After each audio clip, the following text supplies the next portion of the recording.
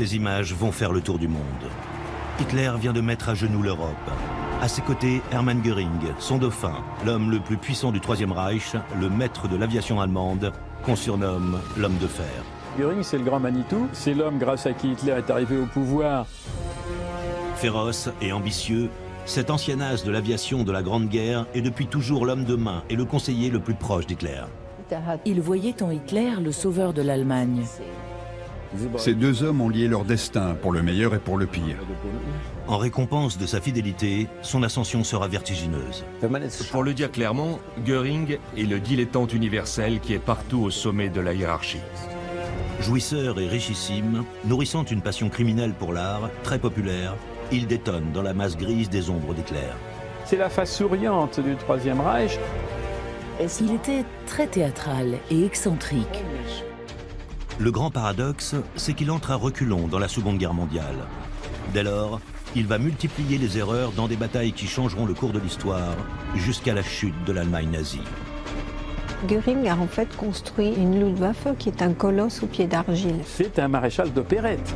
Totalement soumis à Hitler, drogué, il est pourtant l'un des dirigeants nazis les plus lucides. Pourquoi un homme intelligent et ambitieux comme Göring suivrait et continuerait à suivre Hitler? Du sommet du pouvoir à une fin sordide, qui était vraiment Hermann Göring?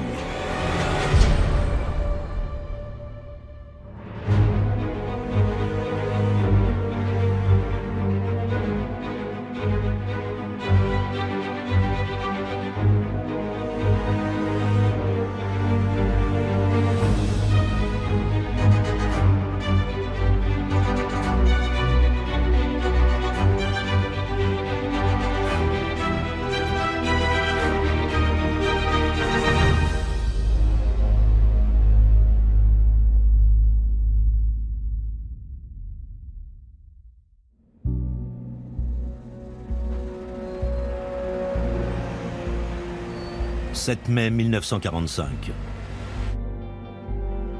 Le Troisième Reich vient de s'effondrer.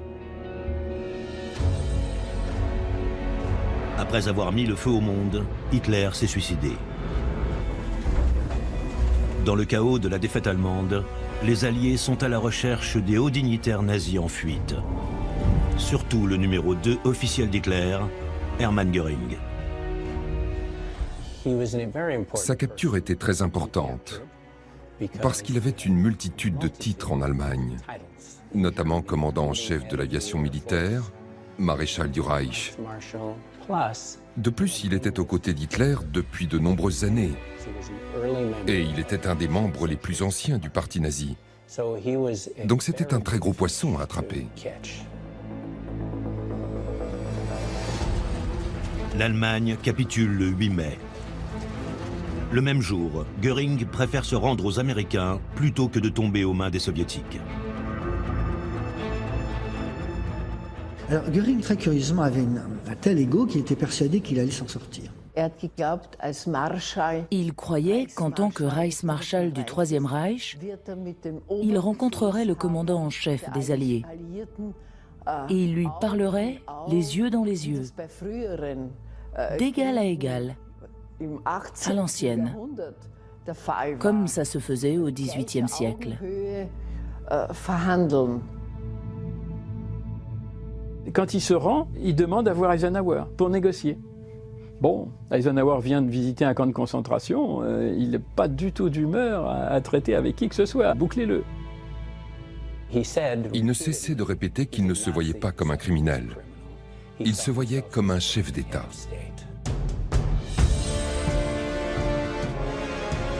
Contrairement à ce qu'il croyait, il va être l'accusé numéro 1 du procès de Nuremberg, où avec 21 autres grands responsables du Troisième Reich, il va être jugé pour complot, crime contre la paix, crime de guerre et crime contre l'humanité.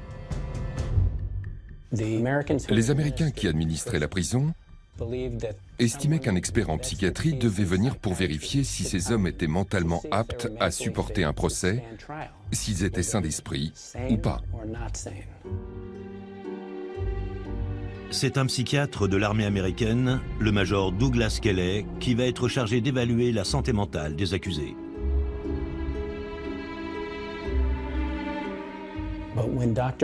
Mais quand le docteur Kelly arriva, il mit au point un plan beaucoup plus vaste pour le temps qu'il avait à passer là-bas, parce qu'il avait sous la main les pires criminels du siècle, tous réunis au même endroit. Il allait étudier ces hommes pour voir s'ils partageaient la même maladie.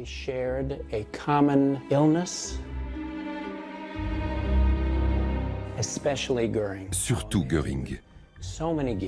Comment un homme avec tant de talent, une telle confiance et une telle estime de soi pouvait commettre ces crimes terribles?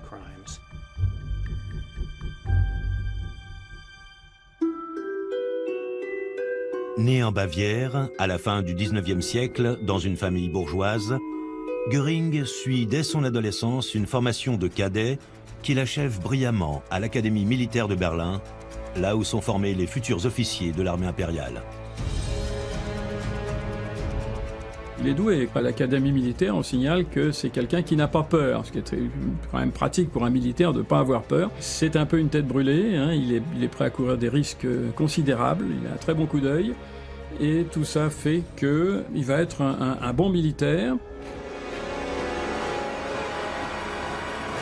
Göring a 21 ans quand la Première Guerre mondiale éclate. Il est enthousiaste. Lui qui rêve de gloire et de décoration va enfin pouvoir devenir un héros pour Dieu, le Kaiser et la patrie. Au début de la guerre, Göring était un simple soldat dans l'infanterie.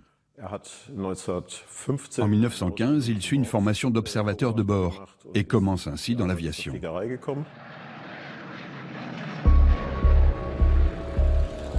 Pour la première fois dans l'histoire de la guerre, l'aviation est utilisée massivement pour repérer les positions de l'ennemi ou le bombarder.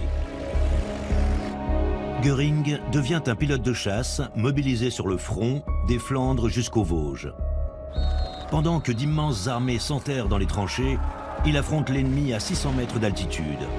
Il collectionne les victoires. À l'été 1918, il a déjà abattu 22 avions ennemis. Il devient un as de l'aviation. Il a une très bonne coordination entre l'œil, les mains et le pied. Et surtout, il n'a pas le vertige, très utile aussi pour un pilote. En juillet 1918, Göring prend la tête de la plus fameuse des escadrilles allemandes, celle du Baron Rouge, l'as des as Manfred von Richthofen, 80 victoires, qui vient d'être abattu par les Australiens. Il a fait toute sa carrière pendant la guerre comme officier. À la fin, c'est un héros de guerre très connu en Allemagne. Et à l'époque, les pilotes de chasse étaient des célébrités.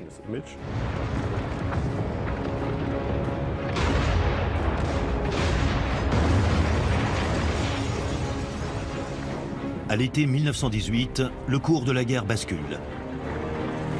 Grâce à l'utilisation des chars appuyés par les avions et l'aide massive des Américains, les Alliés l'emportent enfin. Le 11 novembre, la nouvelle République allemande signe l'armistice. 8 mois plus tard, le traité de Versailles est signé. Pour l'Allemagne, c'est une humiliation. Elle perd des territoires entiers. Son armée est réduite à néant. L'aviation est interdite. Surtout, elle est dénoncée comme responsable de la guerre. Dans ce sens, l'effondrement de l'Allemagne et surtout l'interdiction de l'aviation pour le Reich ont marqué une rupture pour Göring, car cela signifiait la fin de son ascension et de sa brillante carrière. Il est donc parti à l'étranger, d'abord au Danemark et puis après en Suède, pour commencer une nouvelle carrière de pilote employé dans le civil. Donc tout ça aurait été très bien si, en 1922, il n'avait pas rencontré Adolf Hitler.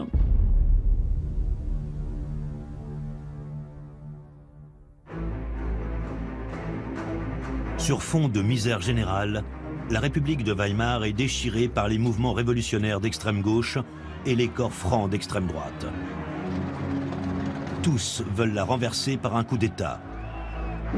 Pour Göring, Hitler est la solution. Il vient à une des premières grandes conférences d'Hitler, il est subjugué.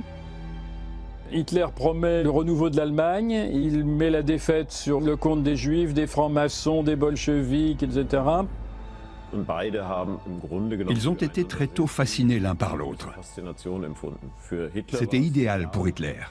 Il avait un héros de guerre très décoré qui se présentait à lui comme un disciple. Et d'un autre côté, Göring avait trouvé en Hitler quelqu'un qui lui donnait de nouvelles ambitions pour son avenir, en lui offrant une perspective politique. Parce que le parti nazi était petit, Göring pensait qu'il pourrait parvenir au sommet rapidement.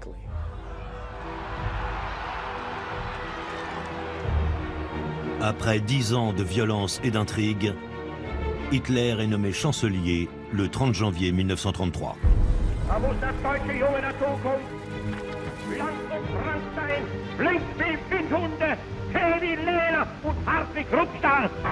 Deux ans plus tard, il est le maître absolu. L'Allemagne est devenue une dictature totalitaire. L'homme qui lui a permis d'obtenir le pouvoir, c'est Hermann Göring. Il est pour Hitler un agent polyvalent qui lui permet d'entrer en contact avec la grande bourgeoisie.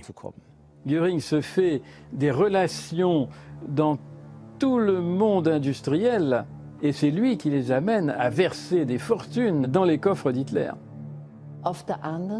D'un autre côté, il a envoyé sans pitié tous ses ennemis, les adversaires du régime, les opposants politiques comme les communistes, dans les camps de concentration, qu'il a d'ailleurs créés. Dès l'accession d'Hitler au pouvoir, Göring s'empresse de créer la Gestapo, la police secrète d'État. Les premiers camps de concentration ouvrent à Papenburg et Oranienburg. C'est un requin. Alors évidemment, on ne peut pas reprocher à un requin de vouloir bouffer des nageurs, mais enfin, on était quand même en plein XXe siècle. Hein. Le spadassin. Le spadassin, c'est ça. Il me fait obstacle, je l'embroche. Le grand paradoxe, c'est que malgré sa férocité, Göring est la personnalité la plus populaire du Troisième Reich, ce qui sert encore Hitler. Il est extrêmement populaire en Allemagne. C'est le trait d'union avec la population. La population n'aime pas les dirigeants. Ce sont des gens sombres. Goebbels, Himmler, évidemment, c'est le repoussoir. Et là, vous avez ce gros, entre 127 et 135 kilos, quand même, un homme de poids. Hein. Il se bourre, il s'empiffre, qui fait des blagues tout le temps. C'est la face souriante du Troisième Reich. Reconnaissant pour son efficacité et sûr de sa loyauté, Hitler a fait de Göring son dauphin, l'homme le plus puissant et le plus riche d'Allemagne. Après la prise du pouvoir, Göring devient le Premier ministre de Prusse, le plus grand État du Reich. Il est aussi nommé chef de la Luftwaffe et met sur pied l'armée de l'air allemande.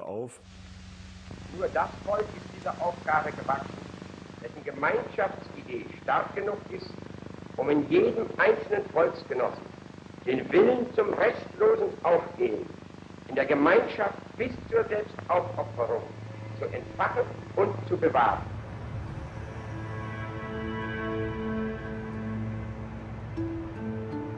Avec ses 2000 pièces, ses 7 km de couloirs et ses 56 000 mètres carrés de surface, l'équivalent de 8 stades de football, le ministère de l'Air qu'il a fait construire à Berlin est le plus grand du monde, tout en verre, en marbre et en béton, avec des rampes forgées dans le métal des avions. Pour Göring, le bâtiment est à l'image de sa puissance, démesurée. Depuis 1936, il est responsable du plan de 4 ans. Hitler avait exigé que le Reich soit prêt pour la guerre en 1940, et il avait chargé Göring de mettre cela en œuvre. Göring oriente radicalement l'économie allemande vers le réarmement et l'autarcie. En 3 ans, les cadences de production d'avions doublent. Le budget du réarmement est multiplié par 5. Le chômage est divisé par 10.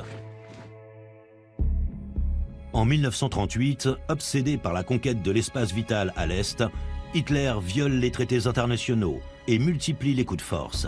D'abord en Autriche, puis en Tchécoslovaquie. La Grande-Bretagne et la France ferment les yeux. Tout ça, c'est la terreur qu'inspirait l'aviation de Göring. En gros, entre 1935 et 1938, l'aviation allemande, c'est pratiquement rien. Et Göring s'est débrouillé pour que ça paraisse quelque chose de redoutable. Et qui d'ailleurs impressionne à tel point le chef d'état-major français de l'armée de l'air, le général Villemin, qui se rend en 1938 en Allemagne, et où Göring lui fait démonstration de sa toute-puissance, Villemin revient effondré. Il dit, s'il y a une guerre demain, on est battu en 15 jours.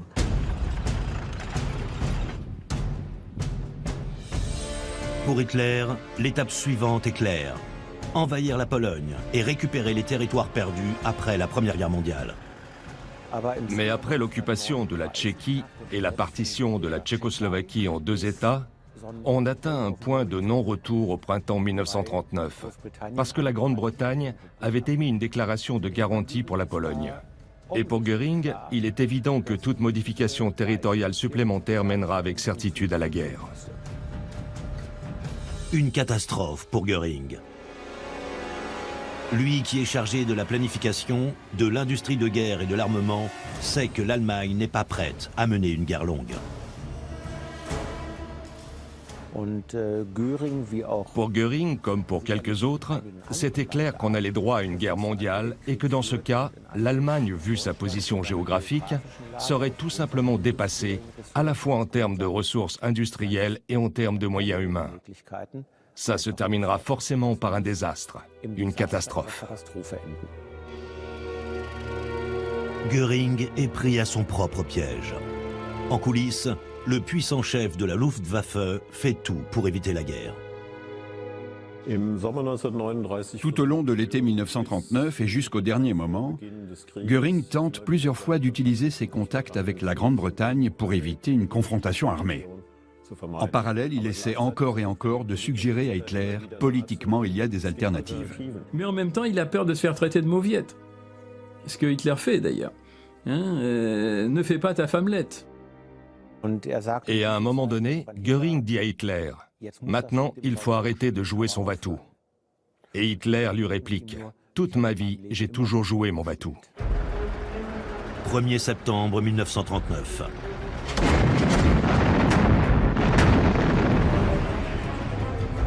L'Allemagne envahit la Pologne.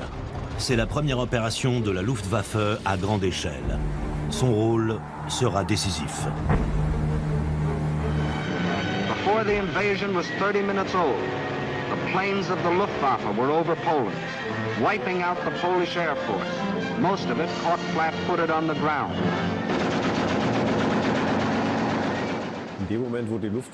Dès que la Luftwaffe fait ses preuves comme arme, elle est toujours le soutien nécessaire pour protéger la progression des blindés.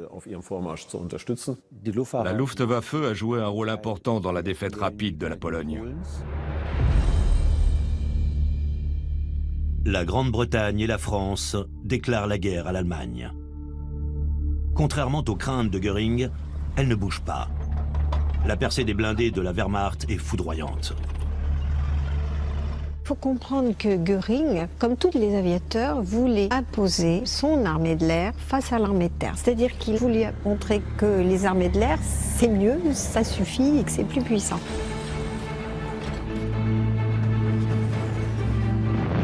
L'occasion idéale, c'est Varsovie, le dernier bastion de résistance polonaise.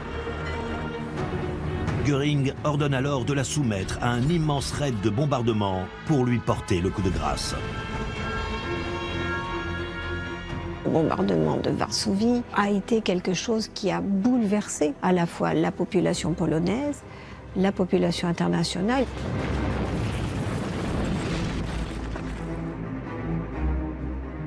Et puis est venu un moment où, de toute façon, l'expertise des pilotes allemands de la Luftwaffe s'est imposée. Et fondamentalement, l'armée polonaise était loin d'avoir les moyens de pouvoir résister à la Wehrmacht. Après 3 jours de bombardements incessants, Varsovie se rend.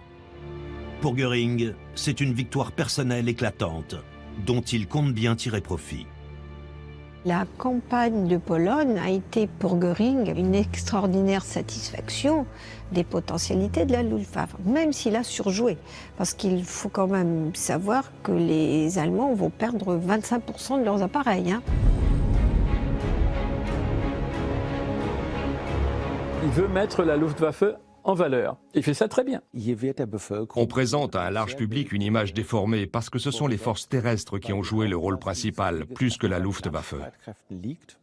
Mais en gros, l'impression que la population a grâce à toutes sortes de films, c'est que c'est cette Luftwaffe ultramoderne qui a été l'arme décisive de la bataille.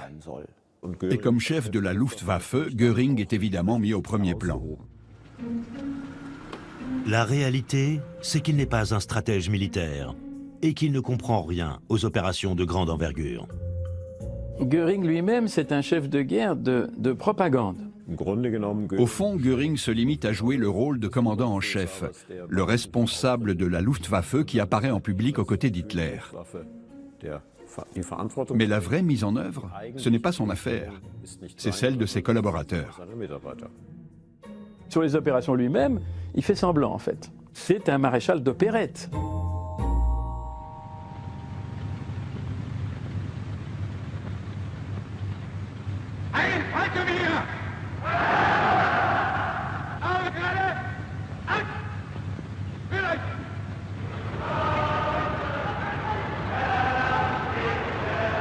Le 10 mai, à l'aube, Hitler attaque à l'ouest.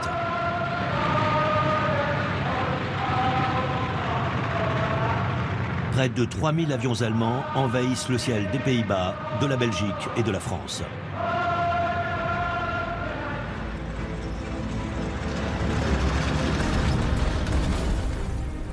Malgré la résistance acharnée des Alliés, l'avancée des Panzers, appuyée par la Luftwaffe, est fulgurante.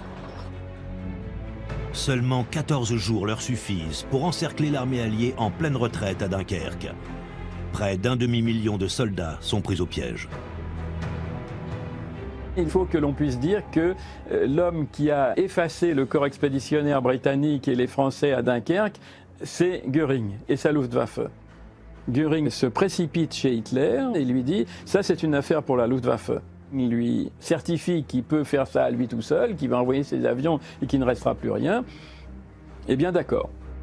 Göring l'emporte. Hitler ordonne l'arrêt des blindés le 24 mai. Le même jour, les avions de la Luftwaffe décollent pour Dunkerque. Une des premières choses qu'ils bombardent, ce sont les réserves d'essence. Et donc ça fait un gigantesque nuage de fumée au-dessus de Dunkerque et des plages. Et le résultat, c'est que la Luftwaffe ne voit plus rien. Churchill fait appel à des milliers de petites embarcations. Comment voulez-vous que des avions puissent couler des milliers de petites embarcations? Il aurait fallu des milliers de torpilles qu'il n'avait pas. The rescue operations go on for a week. 1,000 and more vessels defying the Luftwaffe. Et puis en plus, les plages de rembarquement, c'est du sable, et que les bombes dans le sable, c'est très inefficace. Rien de tout ça n'avait été calculé. Göring n'y connaît rien. Et donc c'est grâce ou à cause, ça dépend de quel côté on se place, de lui que le rembarquement est possible. Plus de 300 000 soldats alliés parviennent à rejoindre l'Angleterre. Pour Göring, c'est un premier échec cuisant, qu'il traite par le mépris. Tout ça s'est passé inaperçu. Bon, ils sont rembarqués évidemment, les Anglais, mais ils ont tout laissé sur place. Ils ont laissé leurs chars, leur armement lourd. L'Angleterre, au mois de juillet, elle est pratiquement désarmée. Cette victoire, eh bien, elle s'est faite beaucoup plus durement que Göring a bien voulu le reconnaître. Les Allemands, quand même, ont perdu 800 appareils, donc c'est énorme. Mais le résultat était celui que Hitler voulait, c'est-à-dire la France était à genoux.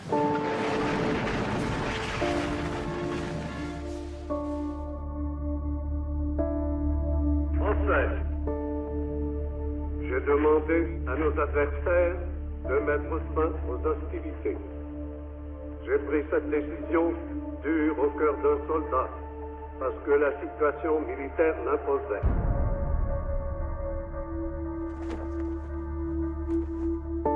Le 22 juin, la France de Pétain signe l'armistice à Rotonde. Ce jour-là, Göring s'affiche aux côtés d'Hitler. Cette victoire, c'est aussi la sienne. En récompense, et malgré son incompétence, Hitler le nomme Reichsmarschall, le plus haut grade de l'armée allemande. Il est au sommet de sa gloire, bien entendu, parce que Reichsmarschall, c'est quand même une distinction, il n'y en avait pas eu d'autre. À cette occasion, il reçoit un bâton de maréchal en ivoire, incrusté d'aigles en or massif, de croix gammées en platine et de 640 diamants. Il obtient aussi une nouvelle médaille, lui qui en a déjà 118 et ne peut toutes les porter.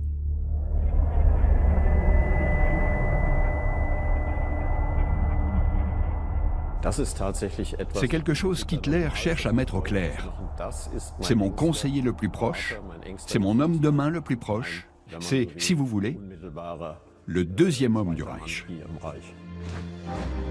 Après la campagne de France, les nazis occupent Paris.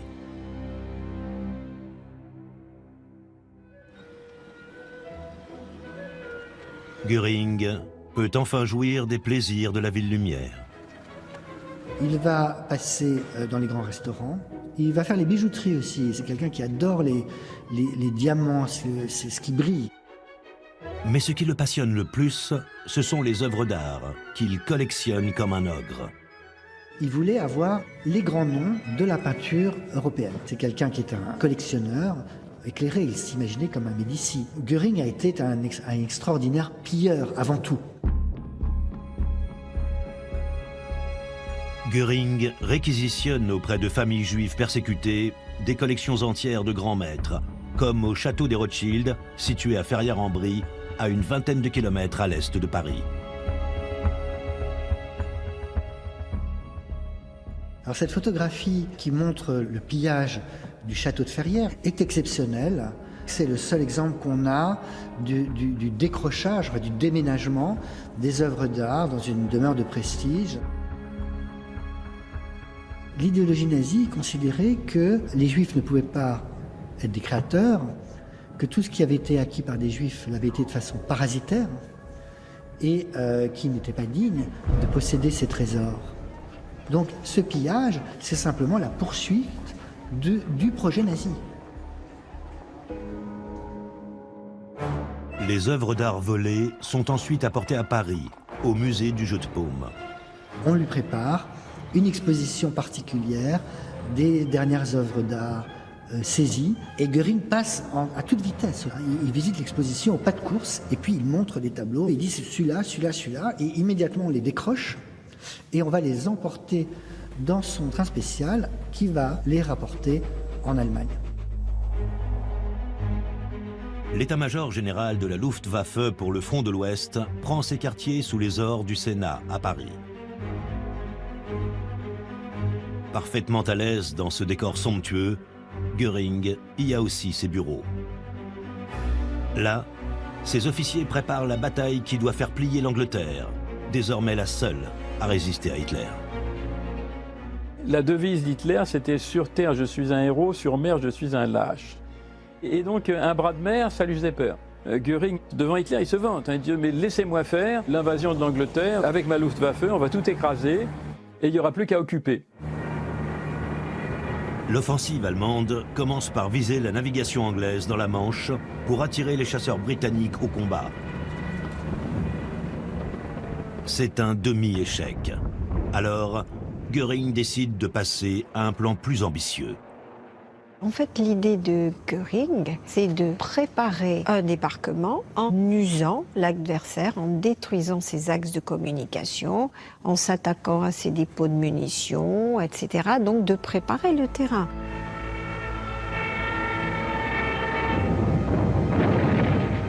C'est l'attaque de l'Aigle. Frapper le cœur de la Royal Air Force en détruisant les aérodromes, les usines aéronautiques et les chasseurs anglais. Sûr de lui, Göring déclare début août « Nous pouvons garantir au Führer que l'invasion aura lieu dans un mois ».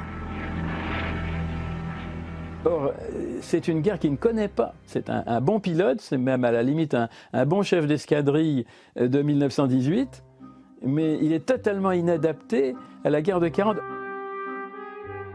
Il dit aux pilotes ce qu'ils doivent faire, sauf que ce qu'il leur raconte, c'est son expérience de pilote de 1918. Il leur dit par exemple, il ne faut pas paniquer quand vous entendez un Spitfire derrière vous. Et là, les pilotes sont terrorisés parce qu'ils savent très bien que quand on est dans l'habitacle d'un Messerschmitt, on n'entend même pas le bruit de ses propres mitrailleuses.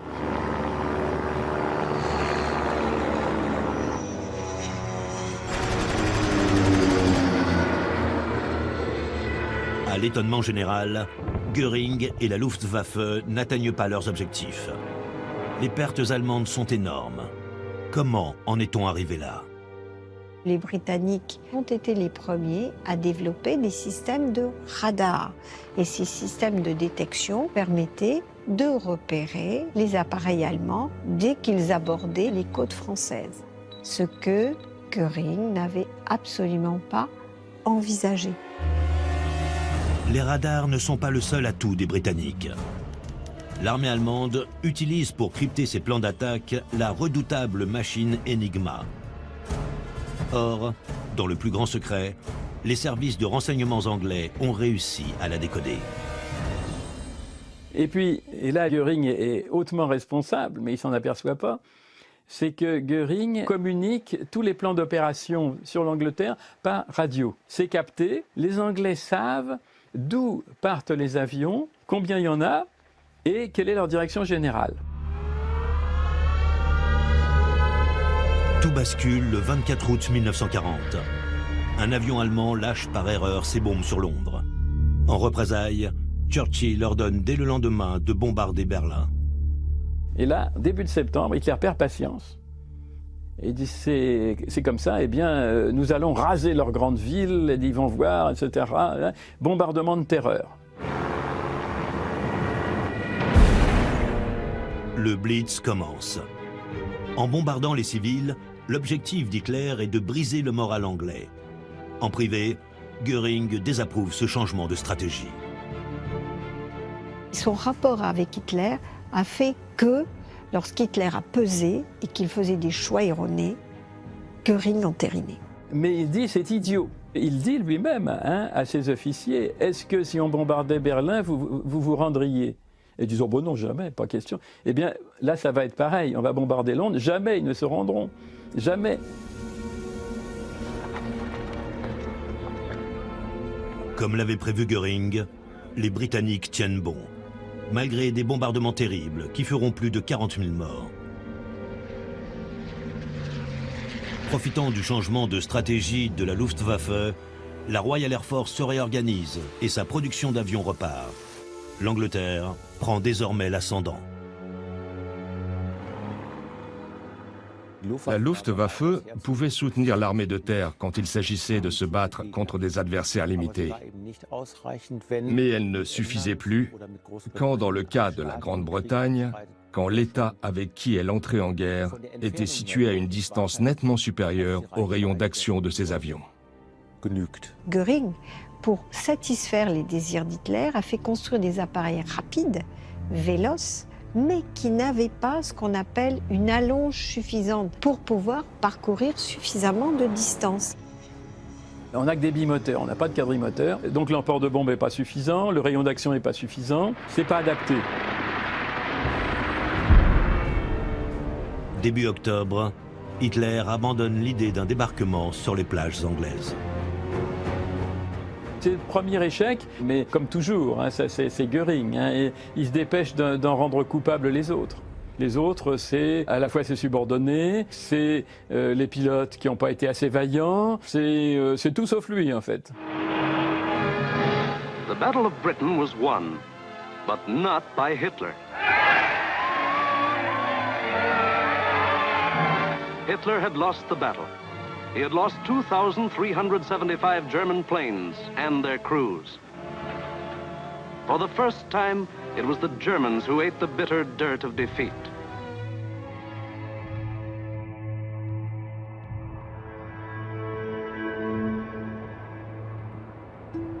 Pour oublier cet échec, Göring prend 2 mois de vacances et part dans son palais de Karinhal, à 60 km au nord de Berlin, dans la plus grande forêt d'Europe centrale, la Schorfheide. Avec ses pièces immenses et des lionceaux parfumés qui jouent dans le jardin, Karinthal est la demeure la plus extravagante des hauts dignitaires nazis. Un havre de paix en pleine guerre mondiale. La vie de famille et la vie privée étaient pour Göring un refuge. Là, il se consacrait à la jouissance de ses trésors artistiques et aussi à sa fille et à sa femme. Son épouse, Emmy Zonman, était une ancienne actrice de théâtre qu'il avait épousée en 1935. Avec pour décor la cathédrale de Berlin, Hitler pour témoin, une escorte de 30 000 soldats, on avait l'impression qu'un empereur se mariait, comme l'écrit alors un journaliste américain. Elle avait une bonne nature. Elle était naïve, ne s'intéressait absolument pas à la politique.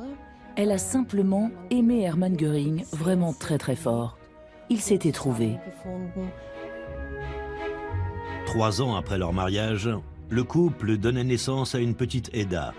Un miracle inespéré pour Göring et sa femme, qui ont alors tous deux 45 ans. Suprême honneur, Hitler est le parrain. Göring était chaleureux et plein d'amour. La petite Edda a grandi comme une princesse. Elle était aimée et chouchoutée, et tout allait pour le mieux. Ce bonheur familial sera de courte durée. Hitler veut envahir son ennemi de toujours, l'Union soviétique. C'est aussi la promesse d'immenses ressources pour alimenter l'industrie de guerre. Lorsqu'Hitler informe Göring pour la première fois dans une conversation confidentielle qu'il a décidé d'attaquer l'Union soviétique en 1941, Göring voit fondamentalement les problèmes. Alors Göring est catastrophé. Pour lui, alors, la conquête de la Russie, c'est une aberration totale. Est-ce que Göring aurait pu résister à Hitler? Ça voudrait dire qu'il aurait dû rompre son serment d'allégeance. C'est impensable pour un militaire. Il considérait qu'il était son conseiller, pas son adversaire. Il ne se voyait pas non plus comme un critique. Le 22 juin, Hitler lance contre l'Union soviétique 4 millions de combattants, 3300 chars, 5000 avions. La plus grande opération militaire de tous les temps commence. Göring va être extrêmement surpris de la facilité avec laquelle l'aviation allemande écrase l'aviation soviétique. La Luftwaffe fait un carton, comme les troupes qui entrent d'ailleurs sur le territoire soviétique. Débordée, l'armée rouge recule sur tous les fronts.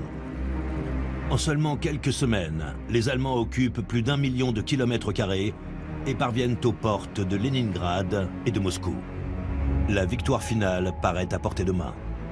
Or, à l'hiver 41, eh bien, la Luftwaffe va découvrir quelque chose qui est un énorme problème, comme toute l'armée allemande, qui est la logistique, c'est-à-dire l'immensité du territoire soviétique. Il faut apporter les matières premières, il faut apporter l'essence, et on lui demande d'assurer un combat sur tous les fronts avec un matériel qui s'épuise.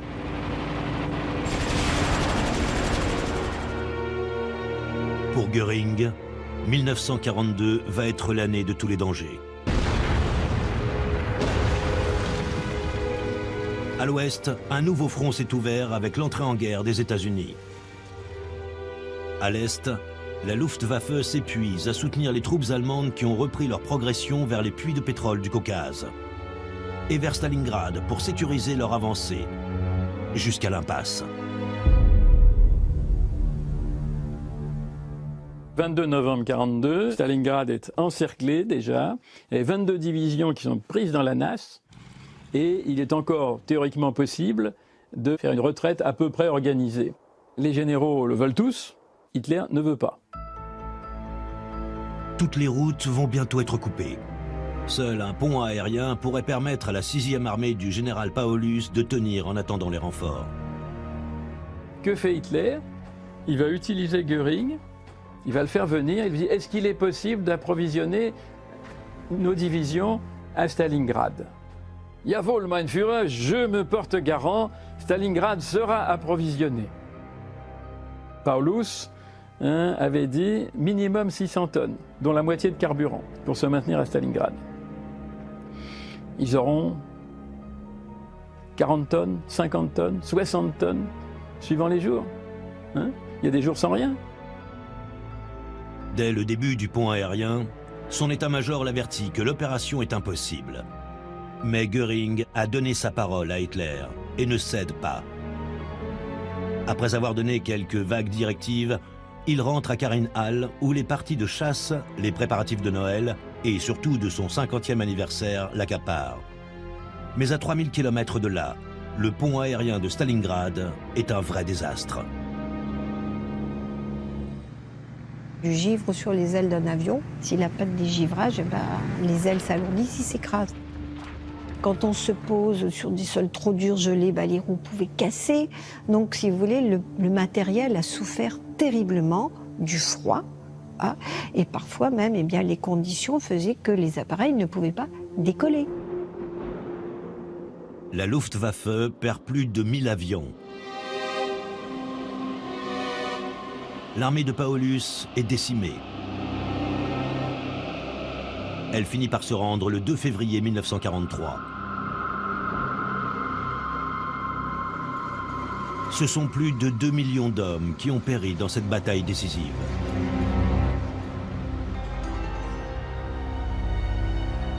En Méditerranée, un nouveau front s'est ouvert après le débarquement allié en Afrique du Nord. L'issue de la guerre est en train de basculer, mais Göring ne semble pas du tout s'en préoccuper. Cela ne l'a pas empêché de célébrer en grande pompe son anniversaire, avec un théâtre, des jeux, une centaine d'invités et un buffet qu'il n'était déjà pas facile à l'époque de se procurer.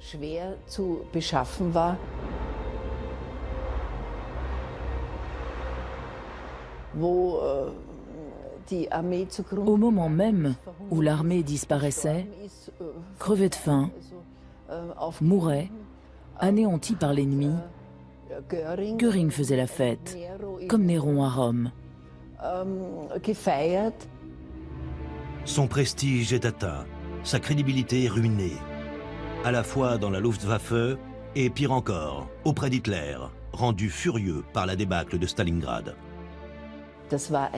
C'était un tournant aussi dans les relations entre Hitler et Göring, un tournant radical. À partir de ce moment, Hitler s'est de plus en plus appuyé sur Speer, qui était un organisateur de génie. Albert Speer est l'étoile montante dans le cercle rapproché du Führer. En février 1942, Hitler le nomme ministre de l'armement, un poste que Göring convoitait depuis des années. Au moment où Albert Speer devient ministre de l'armement du Reich, toute la sphère d'influence mise en place par Göring s'écroule. Même s'il se sent encore responsable de beaucoup de choses. Cela signifie qu'il exige de signer lui-même lorsqu'il s'agit de choses importantes. Göring est toujours celui qui est responsable de tout en public. Mais en dehors de cette signature, il n'est plus actif, ni au premier plan. Le moyen pour Göring de supporter cette mise à l'écart, la drogue. Dépendant à la morphine depuis 20 ans, malgré de nombreuses cures de désintoxication, sa consommation explose. Je crois que son addiction à la drogue a contribué à l'effondrement de son pouvoir. Il a compris à ce moment-là qu'il avait toujours moins de choses à dire, qu'il pouvait de moins en moins avoir d'influence sur Hitler. Et avec la guerre, il est devenu non seulement plus lent, mais aussi plus gros. Il était en surpoids monstrueusement. Et il se met à la diète, mais à d'autres moments, il se lève la nuit pour s'empiffrer de choucroute, de saucisses, etc. Göring ne disparaît pas complètement, mais il se retire de plus en plus et vit dans son propre monde.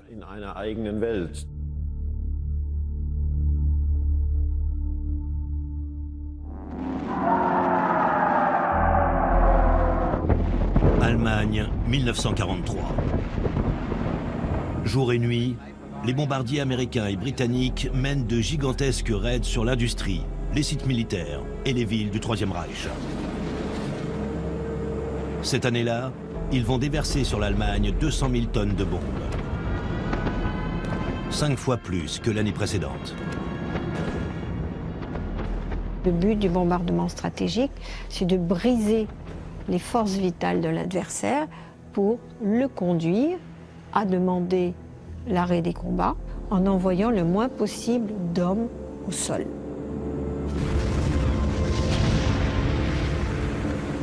Les Alliés prouvent qu'ils peuvent entièrement rayer de la carte des villes allemandes.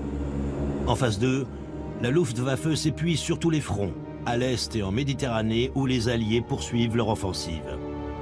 Elle n'a même plus les moyens de défendre son espace aérien. À bien des égards, la population allemande a réagi au bombardement de la même façon que les Britanniques. C'est la vie. Oui, c'est comme ça. Il faut faire avec. En Allemagne, on a alors eu plutôt tendance à se moquer de Göring, plutôt que de lui faire de grands reproches. Mais pour Hitler, Göring est devenu le bouc émissaire idéal. Il représente à lui seul l'impuissance du Troisième Reich à se défendre contre les attaques alliées. Hitler peut toujours se présenter comme l'immense chef de guerre. Et quand ça ne fonctionne pas, et Dieu sait que ça ne fonctionne pas quand on bombarde les villes allemandes, il faut bien trouver des responsables. Pour le bombardement, le responsable, c'est Göring. Il l'insulte, votre boutique de brocante, etc. Et lui, il pleure. Et puis après, il ne veut plus affronter Hitler. Donc il dit, à chaque fois que j'arrive devant Hitler, je fais dans ma culotte. Pris au piège de sa soumission à Hitler, Göring se retourne alors contre ses hommes.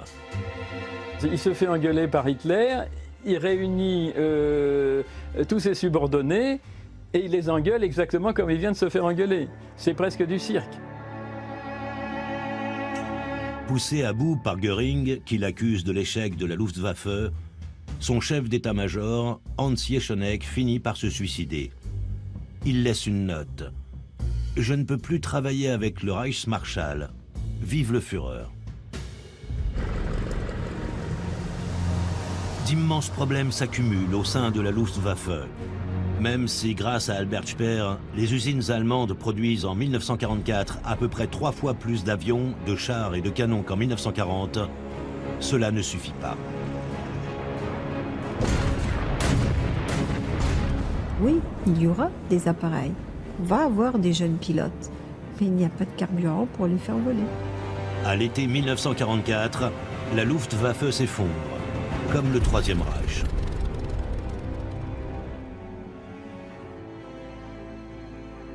Le 20 juillet, une bombe éclate au QG d'Hitler en Pologne orientale.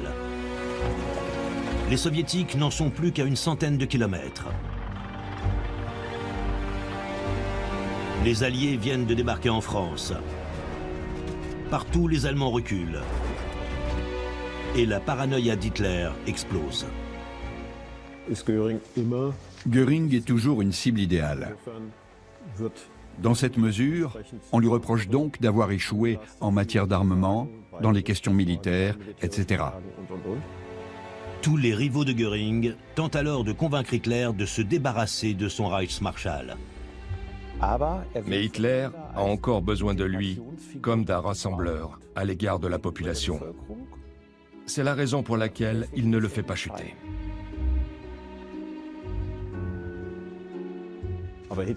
Et Hitler refuse de s'en débarrasser parce qu'il se sent aussi lié à Göring que Göring à lui.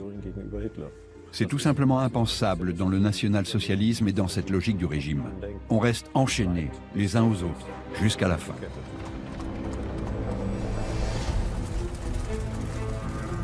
Le 8 mai, l'Allemagne rend les armes. Hitler s'est suicidé. Göring se livre aux Américains.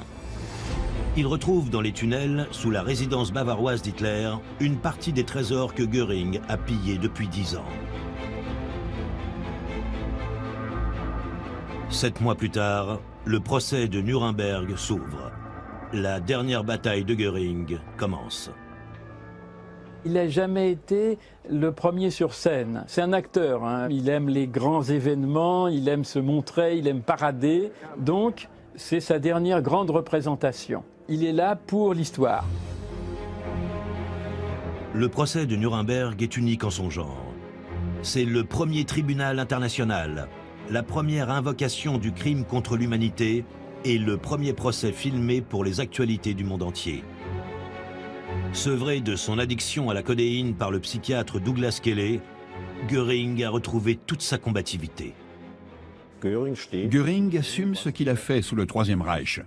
Surtout, il essaye de se faire passer pour celui qui a tout fait pour préserver la paix en 1939. You must plead guilty or not guilty. Bekenne mich im Sinne der Anklage nicht schuldig. Et d'un autre côté, il essaye aussi d'éliminer les points qui l'embarrassent, c'est-à-dire l'extermination des Juifs. Petit à petit, on s'aperçoit qu'il était au courant, qu'il ne pouvait pas ignorer. Et là, il réagit mal. Il fait semblant de rire, il veut encore faire l'acteur, mais ça passe plus. De son côté, le psychiatre Kelley, qui avait été chargé d'expertiser la santé mentale de Göring, tire ses conclusions. Kelley avait commencé son étude sur les chefs nazis en espérant trouver ce qu'il appelait un virus nazi. Il fut très déçu de constater qu'il n'y avait pas de virus nazi, qu'il n'y avait pas de maladie mentale commune à ces hommes.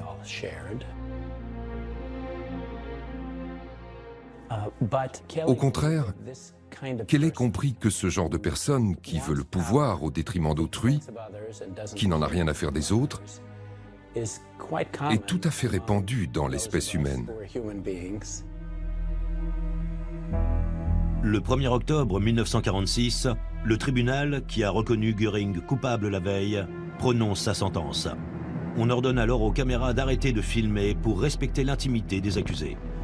Defendant Hermann Wilhelm Göring,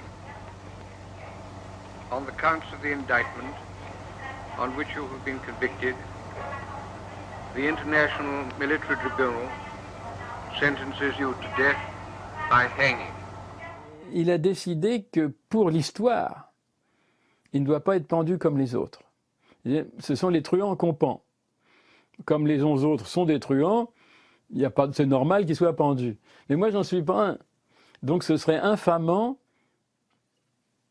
pour ma réputation dans 100 ans que l'on me pende. Et donc il demande à être fusillé. C'est pas accordé, évidemment. Et il dit à son épouse, ils ne mourront pas vivants. Le 15 octobre, 3 heures avant son exécution, Göring réussit à se suicider grâce à une petite ampoule de cyanure. Aujourd'hui encore, on ne sait pas de façon certaine comment il a réussi à obtenir ce poison. Il a non seulement trompé le bourreau, mais aussi l'armée américaine et toutes les nations alliées, parce qu'il en a fini comme il l'avait décidé, pas d'une façon agréable, mais à sa façon.